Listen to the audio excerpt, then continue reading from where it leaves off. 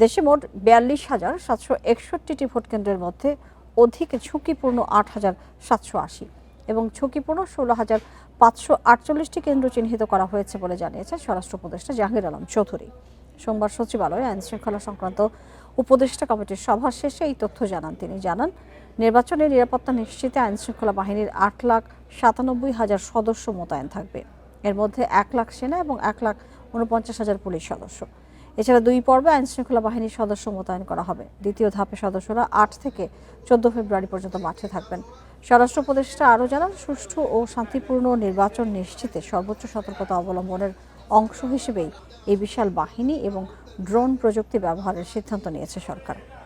Body camera দেওয়া হয়েছে ২৫,০০০ এবং নিরাপত্তার জন্য সক্রিয় থাকবে ডগ স্কোয়াডও।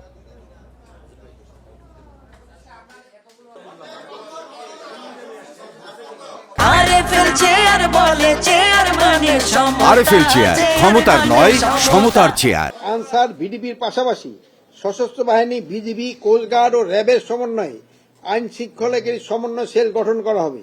এই সমন্বয় সেল আইন শৃঙ্খলা রক্ষা বাহিনী একজন করে প্রতিনিয়ত থাকবেন।